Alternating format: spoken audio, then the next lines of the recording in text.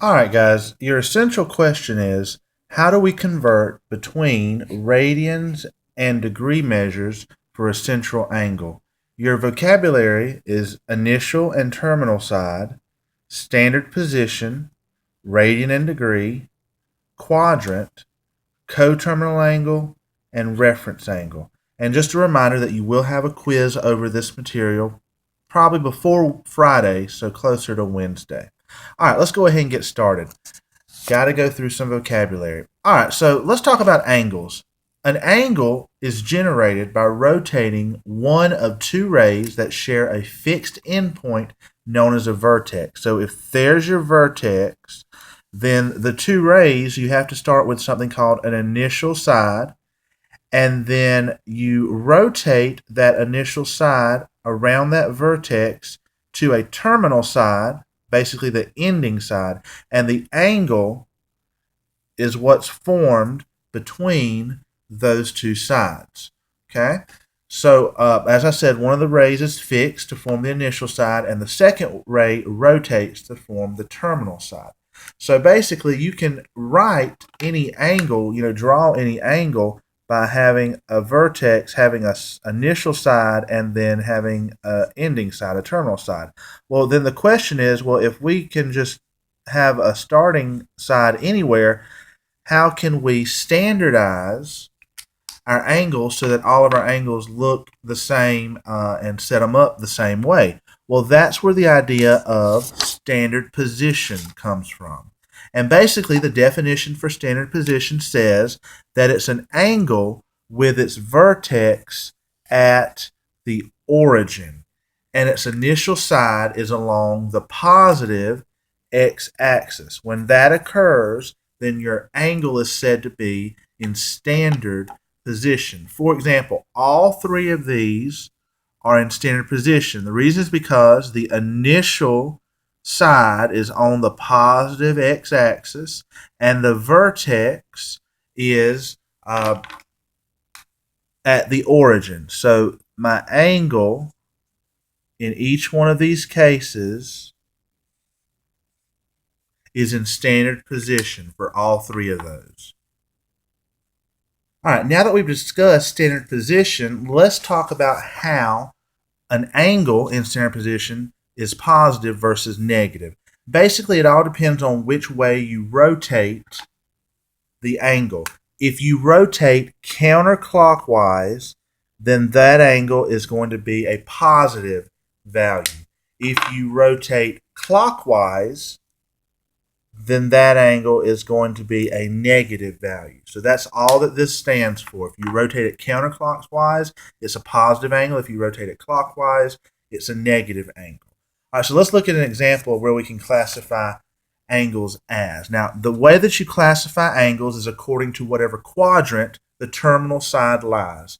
Basically, with your coordinate graph, you have four sections, and these represent the four quadrants. So quadrant 1, 2, 3, and 4. All right, so if we were to label this out in degrees, then we would start here. That would represent 0 degrees. If you rotate, that's a right angle, so that's 90 degrees. If you continue to rotate, then that's 180 degrees. If you continue to rotate, that would be 270 degrees. And if you completely rotate all the way around, that would complete the circle and give you 360 degrees. And I'm running out of paper, but there it is. All right, and so basically quadrant 1 are your angles that are between 0 and 90 degrees. Quadrant 2 are angles between 90 and 180. Quadrant 3 are angles between 180 and 270. And quadrant 4 are angles between 270 and 360. So it says to classify what quadrant these three angles are in. The first one is 50 degrees is a blank quadrant angle. 50 degrees would be in quadrant 1. 208 degrees would be in quadrant 3. And then negative 75 degrees. Now this is very crucial. Since that's a negative 75, I'm not going to rotate counterclockwise because that would be a positive value. I'm going to rotate this way. So basically these numbers are going to change. So this is 0, but if I rotate clockwise, then this would be negative 90 degrees. this would be negative 180, this would be negative 270, and then this would be negative 360. So if I want to figure out where negative 75 degrees is, it would be in quadrant 4. So quadrant 4. All right, let's keep on going. Now, sometimes it might ask you to actually draw or sketch an angle in standard position and tell what quadrant it's in. So, for example, it says sketch 194 degrees. Well, if I were to draw my coordinate graph, 194 degrees would actually be in quadrant 3. So there's my initial side. There's my vertex. If I rotate that, it's going to be somewhere in quadrant 3. So there's my terminal side, and so that would be 194 degrees. So that would be a sketch of my angle. It's not exact, but it's close enough. It's a good representation. And I'll go ahead and put that this is in quadrant 3, and I can just put Q3. All right, for the second one, it says sketch negative 278. Keyword there, it's negative. So that means I'm going to rotate clockwise. So still start on the positive x-axis. This is going to be negative 90, negative 180, negative 270. It wants negative 278. So then I know it's going to be in quadrant 1 somewhere. So let me draw my initial side, rotate it to somewhere in quadrant 4, approximately right there. There's my terminal side, and so this angle is negative 278 degrees, and it's in quadrant 1. Okay? Notice that since that's a negative 278, that's that big angle there, not this small angle that's right here. In fact, if we were to measure this small angle, it would be a positive value instead of a negative. That's because we would be rotating counterclockwise. All right, let's take a look at 2 more angles and see if you can tell me what the relationship is. Let's say I ask you to look at 20 degrees and 380 degrees, and I ask you, what is the relationship between the following 2 angles? Well, if you want to pause the video for a second and draw both of those, you can, and see if you can determine what the relationship is. All right, so if you were to draw 20 degrees is in quadrant 1. All right, 380 degrees. Well, you know that a full revolution around it is 360 degrees. So basically you're going to make one whole revolution, and then what's left over? Oh, 20 degrees. So what's similar about these 2 angles is that even though they're not the exact same measure, 20 degrees and 380, they share the same terminal side. And that's where the word coterminal angle comes from. It's basically, the Reader's Digest version of the definition is going to be that coterminal angles means that the 2 angles share the same terminal side. Another way of saying that is that the angles that differ by multiples of 360 degrees. So basically, whenever a question asks you to find the coterminal angle, you're either going to add or subtract 360 degrees. You're going to add 360 if it wants a positive value, and subtract 360 if it wants a negative value. So for example, it says find all coterminal angles, so that's one part. It says find a positive and a negative coterminal angle for each. All right, so let's start with 120. Let's find a positive coterminal angle. Well, to find a positive coterminal angle, I'm going to add 360, and that's going to give me 480 degrees. So there's my one positive coterminal angle. To find a negative one, I'm just going to take that 120 and I'm going to subtract 360, and that's going to give me negative 240 degrees, and so that would be my negative coterminal angle. Now, the way that you find all coterminal angles, obviously, it would be very difficult to list all of the coterminal angles because there's infinite many if you continue to add 360 and subtract 360. So whenever it asks for all angles, this is where you have to write an algebraic expression to explain it. So what you're basically going to do is you're going to say 120 degrees plus 360 k, where k can represent any integer value. So in other words, if you were to plug in like 1 for k, then 1 times 360 is 360. You'd add that, and that would give you a coterminal angle. If k is 2, 2 times 360 is 720, plus 120, that would give you positive. Well, then you're probably thinking, well, that's just going to give you positive values. Well, that's not true. What if k is negative 1? So then that would be negative 360. 120 minus 360 you get a negative value. So k can represent any integer, and it would give you all coterminal angles. Now, depending on the book and in college, this letter can be anything. You could use whatever letter you want to. I just like the letter K. Maybe it's for Kelly. I don't really know, but that works for me. All right, let's do the same thing for part B. To find the positive coterminal angle, I'm going to add 360, and so that's going to give me 575 degrees. Check the math on me, guys, because I'm pretty good at messing up. To find the negative value, I'm going to subtract 360, and so that's going to give me, 45 degrees, negative 45 degrees. And then to find all, it would simply be 215 degrees plus 360k. Again, where k is any integer. And I'm going to go ahead and catch my mistake. This is not negative 45 degrees. It's negative 145 degrees. So by all means, apparently I'm not good at accounting. All right, let's continue on with some more vocabulary. One of the most fundamental, and I mean that, fundamental topics in Trig, so you can take this to the bank that it's going to be in the class for the remainder of the time, is the concept of something called a reference angle. Get that engraved into your head. A reference angle is the positive acute angle formed by the terminal side of a non-acute angle that lies in a quadrant and the x-axis. So there's a couple of things here I need you to get from that definition.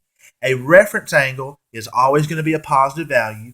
It's always going to be acute, so that means it's going to be less than 90 degrees, and it's always going to be formed from a terminal side and the x-axis. Okay, that might be a little bit hard to grasp, especially if you're like me and need to see a visual representation of that. So let me show you what this looks like in a quadrant.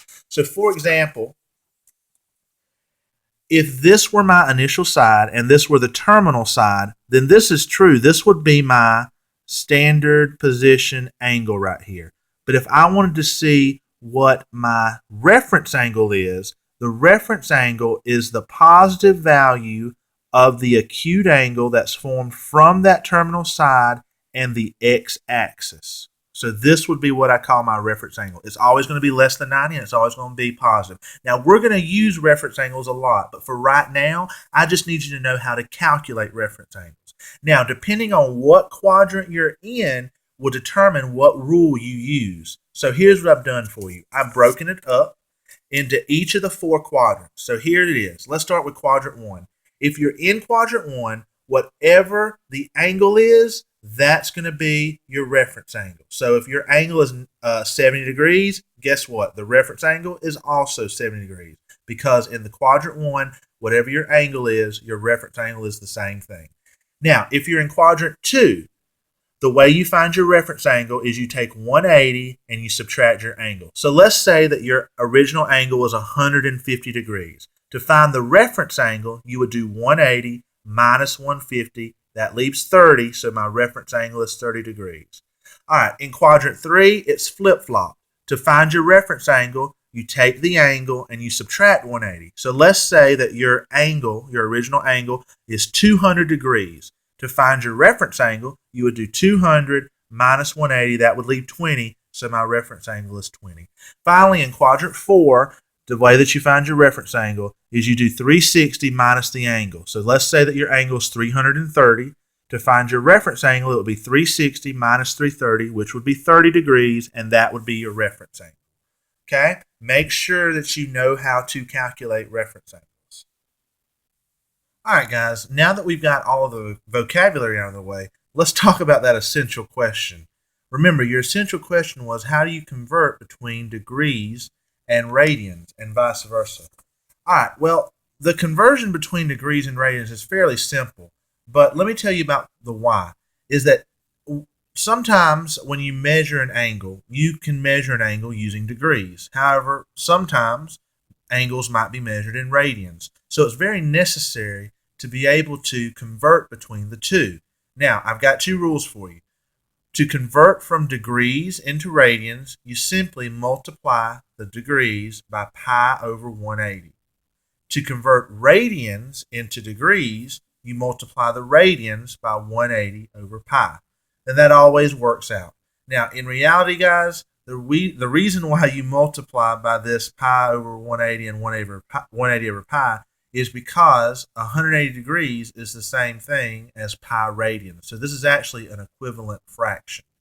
All right, so let's say I wanted to convert from degrees to radians, 210 degrees. Well, since I want to convert from degrees, what I'm going to do is I'm going to multiply 210 by 100, pi over 180 degrees. And the reason why I caught myself is because since this is degrees here, I know that degrees has to be in the numerator down here. All right, so you can just multiply straight across. So that's just going to give me 210 pi over 180 because the degree symbols would basically cross each other out. And then I would just simplify that. I know I can divide by 10, and so that would give me 21 pi over 18. And then I can simplify that some more by dividing by 3. And so then that would give me 7 pi over 6. And so basically what that means is that 7 pi over 6 radians is the same thing as 210 degrees. Think of it as being two different means of measuring. They're equivalent. It's just that one is using degrees and one is using radians. Okay, but they mean that they're the exact same value mathematically speaking. Okay, all right, let's look at two more examples right quick. Let's say that I wanted you to convert both of these from radians into degrees. Well, here's my little trick. Since I know that radians is right here, when I multiply this, it's going to be 180 degrees in the numerator and pi in the denominator. And so I know that my pi's are going to cross out. And so that gives me 180 degrees over 4. And then 180 degrees divided by 4 is going to give me, let's see, 4 goes into 18 4 times. So that would be 45 degrees. All right, now that I got the camera back into focus, let's go back and do the first one. To convert negative 3 pi over 4, I'm going to multiply that by 180 degrees over pi. And so then the pi's will cross out. And so I'll have negative 3 times 180 divided by 4. We already said that 4 goes into 180 45 times. 45 times negative 3. Let's see, 15. So that would be a negative 135 degrees. And so that would be the answer for that problem. All right, that concludes all the information for this lesson. I'm sorry it took so long. Most of the other videos hopefully won't be as long. But just in case you missed it, couple of things to highlight here. Remember, coterminal angles differ in degree measure by multiples of 360. So if Everett asks you to find a coterminal angle, to find the positive, you add 360. To find the negative, you subtract 360. Now here's the kicker.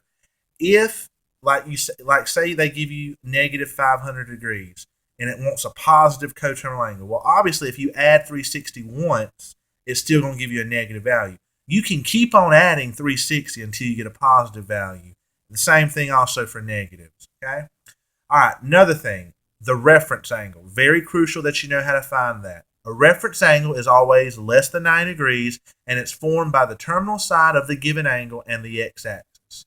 Finally, conversions. To convert from degrees to radians, multiply by pi over 180, and to convert from radians to degrees, multiply by 180 over pi. All right, guys, that's it for now.